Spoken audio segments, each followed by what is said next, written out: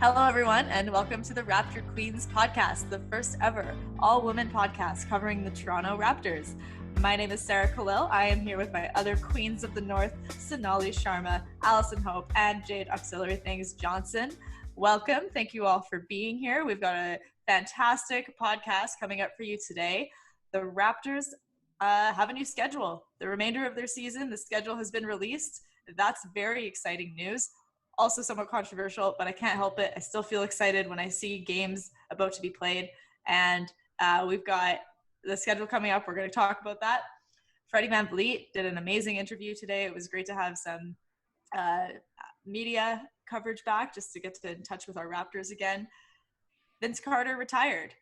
We've got a question, maybe a question that hasn't been passed around the internet all the time lately. So there's a question that we've got hot takes on. Tea time, as usual. What's the hot gossip in the NBA? And finally, we will be talking about jerseys and what's going to go on the back of jerseys when the NBA resumes. All in the realm of racial justice and what the NBA is doing in the wake of the current climate and the opportunities available to the NBA. So that's what our podcast is. And I'm going to kick us off by taking us through and breaking down the Raptors schedule for the remaining 8 games. First up, the Raptors are going to be playing the Lakers, the number 1 team in the West. Possibly Danny Green is going to be getting his ring. I imagine that's going to happen. But we've got a first game against the Lakers. We did beat the Lakers earlier this year. Second game is against Miami. The Raptors lost both their games against Miami so far. Miami's number 4 in the East. They're one of the best defenses in the league. They play especially good defense against the Raptors, and they're going to be hungry for moving up the playoff ladder. This is going to be a tough game. Third game is against the Orlando Magic. This is a possible first-round matchup. If seeding was to stay exactly the same as it is now, the Raptors would play the Orlando Magic in the first round. And then the fourth game is against the Boston Celtics, number 3 in the Eastern Conference right now. 3 games back from behind the Raptors, and Raptors have gone 2-1 against them. Fifth game is against the Grizzlies. Grizzlies are hungry, fighting for a Western Conference playoff spot. Sixth game is against the Bucks, the number 1 team in the league. This is a very possible Eastern Conference final matchup. It's a big game.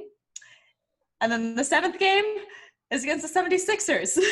The Raptors went 2-1 against the 76ers so far. They're number 6 in the league. And then finally, the Raptors' last game is against the Denver Nuggets, number 3 in the Western Conference final. And the final game of the regular season for the Raptors is against the Denver Nuggets, number 3 in the West. We lost that game, one game against Denver earlier in March. OG Anunoby went off for 32 points. Norman Powell had 24 points. Big games by both of them. We were missing both of our centers. However, this was a loss. So this is an incredibly difficult schedule for the Raptors. Ladies, I'm sure you have a lot to say about it. Jade, we're going to start with you. What do you think the impact of the schedule is going to be on the Raptors seeding? What are your thoughts generally about the schedule? It is tough. Go for it. Yeah. So when I first saw the schedule come out, the first thing I didn't even look at the West. I looked at all the East schedules and I went, crap. Our schedule is significantly harder than any other team in the Eastern Conference. Like, I looked at the teams we don't play. Like, we don't play Brooklyn. We don't play Washington. Like, we don't play any of the teams in the East, really, that we're going to be maybe playoff teams. We're playing all playoff contenders.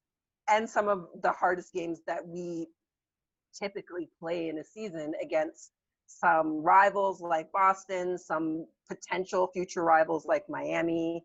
So yeah, it's gonna be a tough climb. I'm glad the Raptors got there early so they can settle in. Good point on getting there early. Yeah.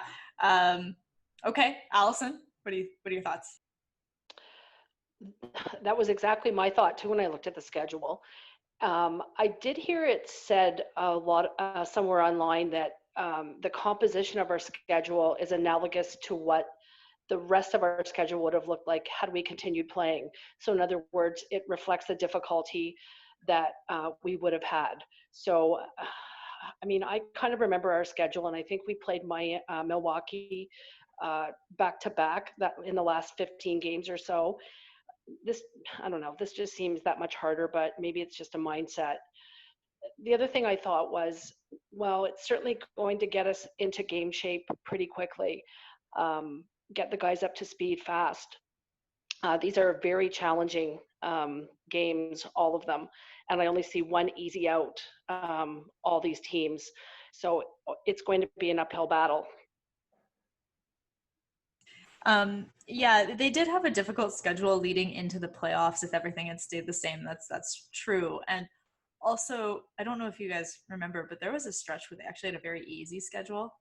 And Jade, before you joined us, one of the things that we talked about was that it maybe wasn't working to the Raptors' advantage. Like it would have been nice to have them play against harder teams, really test their chops, see what they can do.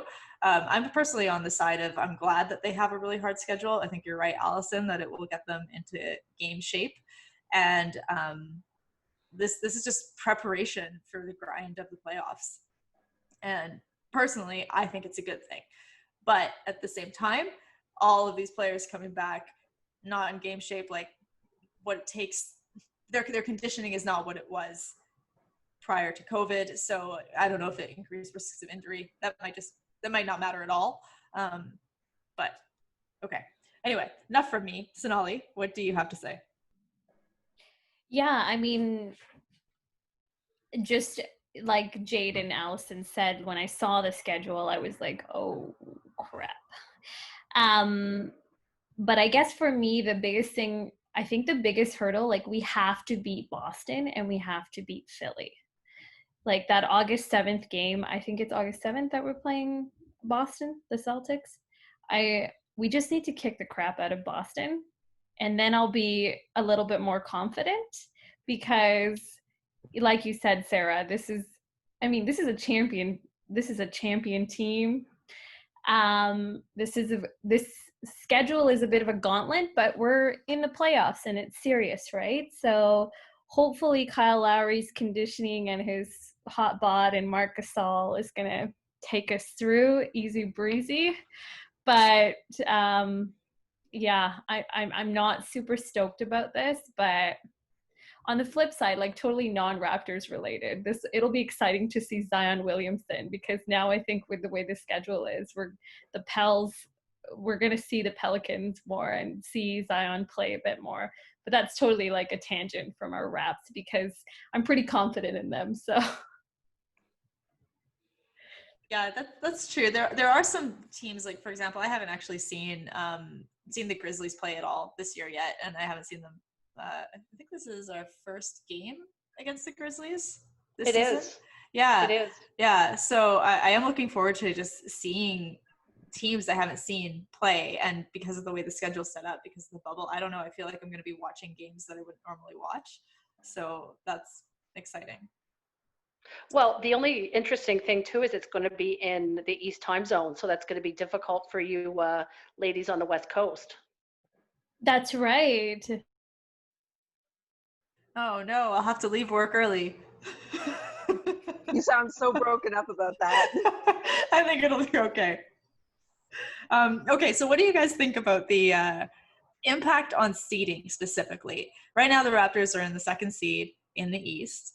Quite a few games back from Milwaukee. I don't think there's much of a chance, especially with this schedule, that actually, is it even possible? Are we 9 games? How many games back are we from Milwaukee?